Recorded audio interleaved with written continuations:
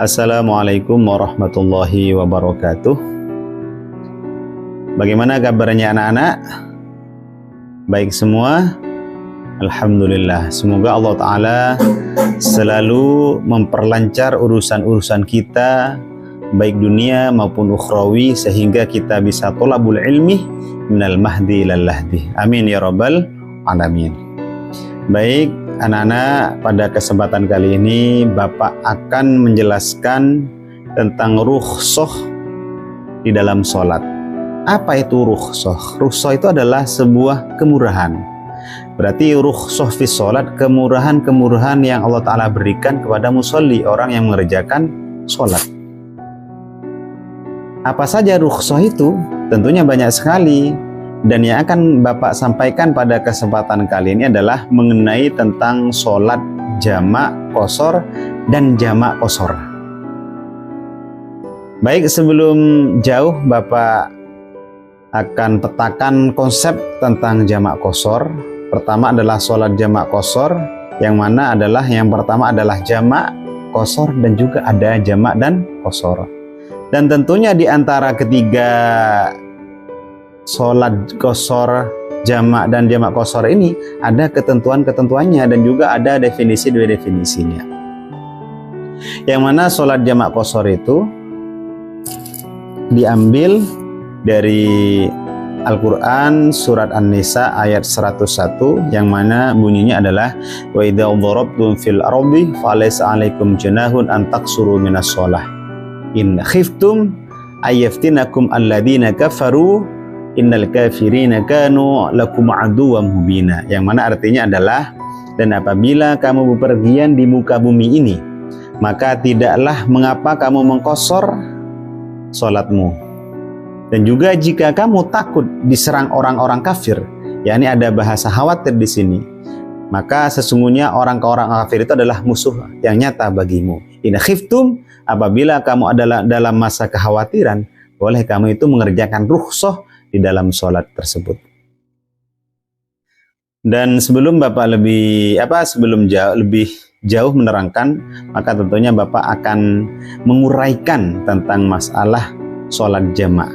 Kami mulai dari sholat jamak terlebih dahulu. Kan ada tiga ini, ada sholat jamak, ada sholat qashar, dan juga ada jamak dan qashar. Maka Bapak akan menerangkan tentang masalah jamak terlebih dahulu. Dan berikut hukum-hukumnya. Apa itu adalah jamak? Mengumpulkan sholat dua fardu dan dilaksanakan dalam satu waktu. Seperti halnya kita mengumpulkan sholat zuhur dan sholat asar, dikerjakan di satu waktu. Bisa jadi dikerjakan di waktu zuhur dan juga bisa dikerjakan di waktu asar. Ini adalah dikatakan jamak. Yang asalnya sholat itu sendiri-sendiri waktunya, zuhur ya di zuhur, asar di asar, maka boleh digabungkan. Ini adalah namanya sholat jamak. Dan tentunya ada persyaratan-persyaratannya. Tidak semena-mena kita itu boleh menjamak sholat. Jadi kita itu harus ada harus ada alasan dan juga mengapa kita diperbolehkan mengerjakan jamak. Di antara adalah yang boleh dijamak itu ada pasangan-pasangannya. Tidak boleh kita itu semoro-moro memasangkan sholat ini dengan ini. Ada ketentuannya. Yakni ketentuannya adalah kalau zuhur bisa dijamak dengan asar, dan kalau maghrib bisa dijamak dengan isya. Tidak boleh dibolak-balik. Artinya kalau asar dijamak dengan maghrib ya tidak bisa. Ada ketentuannya. Kalau misalnya kalian itu tanya, mengapa demikian? Maka dijawab dengan kaidah al-aslu la yus'al. Yang asal itu gak usah dipertanyakan. Itu adalah murni ketetapannya ditetapkan oleh Allah Subhanahu wa Ta'ala lewat dengan wahyunya Kanjeng Nabi Muhammad SAW. Itu di antara yang diperbolehkan tentang jamak itu adalah, yang pertama adalah kita melakukan bepergian jauh. Semisal kalau ke tempat kalian kan ada di Madura, Bangkalan, seumpama kalian itu mau ke Malang, itu kan sudah lebih dari 80 km. Kalau sudah lebih dari 80 km, maka kita diperbolehkan untuk menjamak sholat.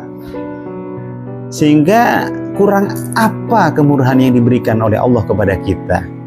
Sesibuk apapun kita, sumpama nanti semisal di hari ini sumpama kita ada mau pergi ke Malang dan lain sebagainya, nanti takut repot di sana, takut tidak menemukan tempat ibadah, tempat yang bisa dibuat sujud yang suci dan sebagainya, maka kita diperbolehkan untuk menjamak. Tapi jamaknya jangan di rumah loh, itu namanya jamak fil hadhar. Yang lebih mufakat ulama itu boleh ketika sudah keluar dari batas desanya, itu boleh menjamak gitu. Jangan dijamak di rumahnya, itu banyak ulama yang tidak memperbolehkan. Dan jamak itu ada rinciannya, ada yang namanya jamak takdim dan juga ada yang namanya jamak takhir. Apa itu jamak takdim? Adalah jamak yang asalnya sholatnya itu posisi di akhir, itu ditaruh di awal. Contoh, semisal kita itu mengerjakan jamak antara duhur dan asar, asarnya kita taruh di duhur, itu namanya jamak takdim. Kalau duhurnya ditaruh di asar, itu namanya jamak takhir. Begitu pula maghrib dengan isya. Kalau anak-anakku sekalian ini mau menjamak, menggabungkan sholat antara maghrib dengan isya, sholat isya ditaruh di waktu sholat maghrib, itu namanya jamak takdim. Kalau sholat maghrib ditaruh di sholat isya, itu namanya jamak takhir. Jadi kalau kita itu jamak, sholat dulu 4 rakaat, nanti niatnya ada di belakang, sholat 4 rakaat, setelah itu berdiri lagi sholat yang berikutnya. Semisal yang pertama sholat duhur, setelah itu assalamualaikum, sholat nambah 4 rakaat lagi jamak sholat asarnya gitu. Bisa difahami anak-anak? Alhamdulillah, nanti bisa dipraktekkan. Kalau memang kita itu kerepotan, kesibukan, bisa dipraktekkan. Yang selanjutnya adalah tentang qashar. Untuk yang tadi itu, bagaimana niatnya? Niat itu banyak versinya. Penting kalian itu sudah niat di dalam hatinya sudah cukup. Kalau sudah esensi dari niat jamaah itu sudah terpenuhi. Misal, usolli fardhu dhuhri jam'a taqdimil mal asri fardhun lillahi ta'ala. Sumpama, usolli fardhul asri jam'a ta'khirin ma'al dhuhri lillahi ta'ala. Itu niatnya. Selanjutnya Bapak akan menerangkan tentang sholat qashar. Qashar itu sendiri adalah qasrun. Apa artinya qasrun? Qasrun itu adalah meringkas sholat. Jadi apa itu adalah sholat qashar? Yaitu adalah sholat yang meringkas, yakni yang asalnya 4 rakaat dan diringkas menjadi 2. Itu namanya sholat qashar. Sholat apa saja yang boleh diqashar adalah sholat yang bangsa rubai, sholat yang 4 rakaat. Itu yang boleh kita qashar. Jadi kalau maghrib tidak bisa, karena maghrib bukan sholat rubai, sholat sulasi. Itu kalau maghrib. Yang boleh diqashar adalah zuhur, asar, isya. Itu yang boleh diqashar. Itu adalah ketentuannya. Kalau kita mengqashar subuh itu 2 rakaat, kalau kita qashar menjadi 1, ya nggak mungkin lah. Itu sudah ada ketentuannya. Yang mana ketentuannya itu adalah hampir sama dengan ketentuan sholat jamaah. Cuman qashar ini lebih ketat. Qashar ini lebih ketat dari sholat jamaah. Jadi kalau kita itu sholat qashar itu dengan syarat kita itu bepergian 80 kilo. Ada mengatakan ulama ada yang 90 kilo. Ada yang biasanya yang paling masyhur itu 80 kilo dan ada yang mengatakan 90 kilo. Kalau kita bepergian 90 kilo atau 80 kilo, semisal kita yang seperti yang contoh tadi dari Madura ke Malang itu sekitar lebih dari 80 kilo, kita boleh qashar sholat. Yang asalnya 4 rakaat menjadi 2. Itu adalah namanya rukhsah fis sholat. Kemurahan yang ada di sholat. Kurang apa Allah Ta'ala terhadap hambamu? Maksudnya terhadap hambanya itu kurang apa? Artinya kita yang bepergian, wisata dan sebagainya, pokok bukan dengan kemaksiatan, kita itu diperbolehkan untuk kosor sholat. Yang mana di dalam kitab Mabsutot, kitab yang lebih luas keterangannya, dalam masalah maksiat ini ada ketentuannya. Ada maksiat fis safar, ada maksiat bis safar. Loh, apa bedaannya?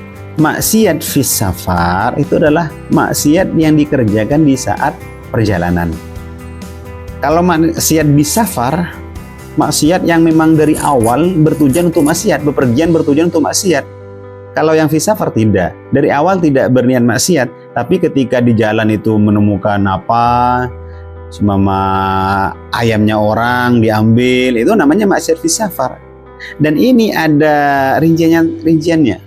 Kalau maksiat bis safar, tidak boleh kita mengerjakan kosor sholat. Semisal dari rumah, kita itu sudah niat untuk mau mencuri, maka tidak boleh kosor. Tapi kalau dari rumah tidak niat untuk mencuri, hanya wisata dan lain sebagainya, ketika di wisata itu ada bebek, orang diambil, itu maksiat fis safar, boleh kita masih mengkosor sholat. Nanti rinciannya silakan bisa dibaca di yang Bapak sampaikan atau yang Bapak tayangkan itu.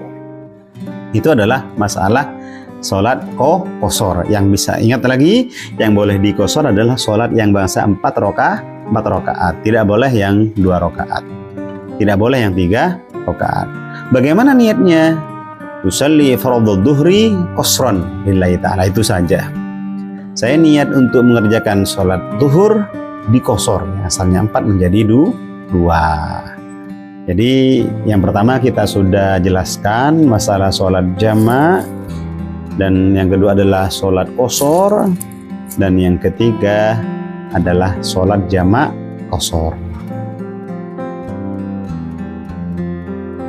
Baik anak-anak, pada kesempatan kali ini kita akan membahas tentang masalah sholat jamak kosor.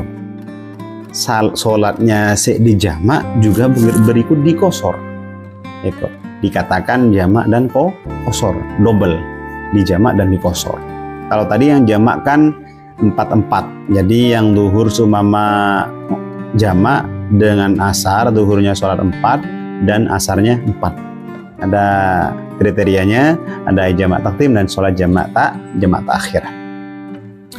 Kalau jamak kosor itu adalah sholatnya 2-2. Yani yang asal kita itu sudah, pokok kita itu sudah memenuhi kriteria yang boleh sholat jamak dan kosor, maka kita boleh itu melakukan keduanya. Semisal contoh yang saya tadi itu, yang saya bilang, semisal kita itu bepergian 80 km, kita boleh untuk mengerjakan sholat sholat jamak, boleh, kosor boleh. Lah, kalau sama-sama boleh, maka boleh jamak dan kosor. Semisal sudah 80 km, kita menjamak, ya, sholat 80 km, kita boleh untuk mengerjakan jamak boleh, kosor boleh, ya kita boleh kedua-duanya. Ya, ini yang asalnya zuhurnya 4 rakaat, maka setelah itu salam, setelah itu berdiri lagi sholat asarnya 2 rakaat. Jadi 2-2 kalau sudah memenuhi kriteria keduanya. Boleh jamak dan kosor. Paham anak-anak? Alhamdulillah. Kalau kurang begitu paham, bisa ditanyakan, bisa dimusyawarahkan dengan teman-temannya. Kalau masih kurang ada begitu jelas, nanti tanya ke Bapak. Insya Allah Bapak akan menjawab sesuai dengan ilmu yang Bapak kuasai. Karena kebenaran itu adalah hak murni oleh Allah Subhanahu wa Ta'ala. Sedemikian yang dapat Bapak sampaikan tentang masalah sholat jamak kosor dan jamak dan kosor. Sekian, wabillahi taufiq wal hidayah. Assalamualaikum warahmatullahi wabarakatuh.